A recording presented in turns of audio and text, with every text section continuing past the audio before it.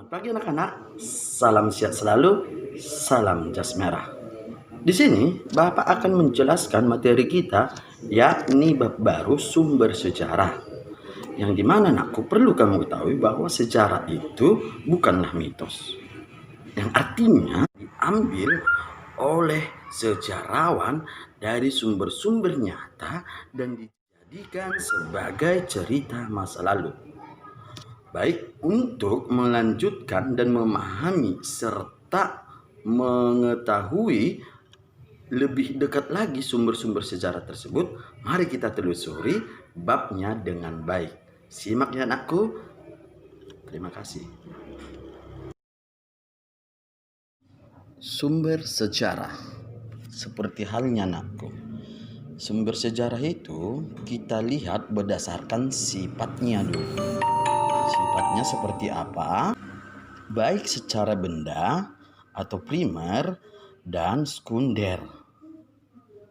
Setelah itu, sumber sejarah bisa kita lihat berdasarkan bentuknya, yakni tertulis, lisan, dan sumber bendanya.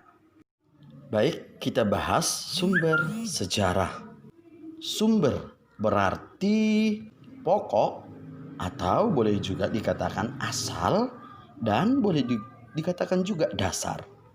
Oleh karena itu, sumber sejarah yakni sesuatu yang menceritakan kegiatan manusia pada masa lampau. Berdasarkan sifatnya anakku, bisa kamu lihat di situ sumber primer yakni sumber yang diperoleh secara langsung dari pelaku sejarah atau yang terlibat langsung dalam peristiwa tersebut. Contohnya bisa kita lihat prasasti. Yang kedua, dokumen pemerintah, dokumen pengadilan, dan bisa kita juga lihat seperti halnya fosil dan lain sebagainya. Selanjutnya anakku, berdasarkan sifatnya yakni sumber sekunder. Sumber sekunder, sumber yang diperoleh secara tidak langsung atau melalui perantara.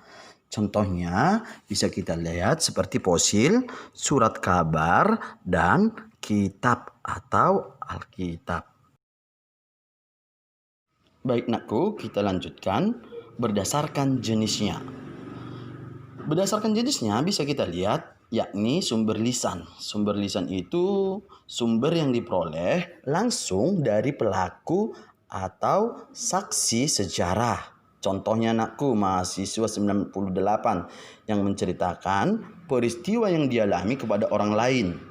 Ini peristiwa pada saat tragedi Trisakti anakku, yang dimana terbunuhnya sejumlah mahasiswa yang tujuannya adalah untuk menjatuhkan Bapak Soeharto dari jabatannya anakku. Latar belakangnya yakni bahwa pada saat itu Indonesia mengalami krisis moneter anakku. Baik, selanjutnya sumber tertulis.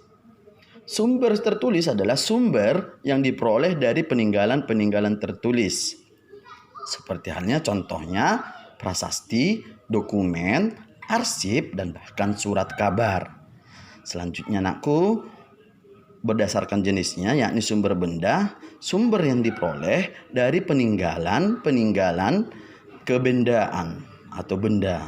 Contohnya anakku, arca, perkakas, fosil, dan senjata peninggalan kolonial baik Belanda dan Jepang. Berikut adalah contoh-contoh sumber tertulis. G30 SPKI, surat kabar. Begitu juga bisa kamu lihat selanjutnya contoh dari sumber benda. Ada piara, ada peninggalan alat-alat masa praaksara, dan begitu juga candi. Selanjutnya anakku, contoh sumber lisan. Bisa langsung kamu lihat yang dimana kita langsung bicara kepada orang bersangkutan atau orang yang udah merasakan atau melalui peristiwa tersebut. Seperti halnya bisa kamu lihat di bagian video tersebut. Selanjutnya anakku, bukti sejarah. Bukti sejarah berarti tanda, yang artinya bukti sejarah adalah sesuatu yang nyata-nyata dari masa lampau yang dapat dilihat, diraba, dan bahkan dirasakan. Jenis-jenis buktinya baik tertulis dan tak tertulis. Yang pertama kita bahas bukti tertulis. Bukti tertulis, bukti yang memuat fakta-fakta sejarah secara jelas. Contohnya prasasti, naskah, dan lain sebagainya. Bukti tak tertulis, bukti yang tidak berwujud konkret namun mengandung unsur sejarah. Contohnya anakku, cerita, tradisi, kepercayaan, dan foto serta rekaman. Selanjutnya, fakta sejarah. Fakta berarti keadaan yang sebenarnya atau kebenarannya serta kenyataannya. Yang artinya kejadian yang sebenarnya terjadi dalam peristiwa sejarah. Menurut bentuknya bisa kita lihat baik fakta mental dan fakta sosial. Fakta mental itu fakta yang masih ada dalam pikiran manusia berupa ingatan atau kenangan.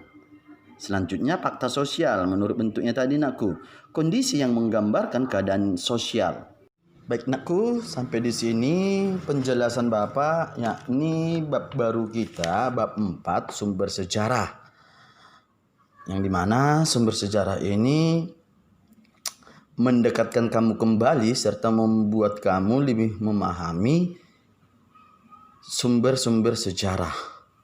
Baik secara lisan, tulisan, dan berdasarkan sifatnya primer dan sekunder. Terima kasih nakku. Salam sehat selalu, salam jas merah.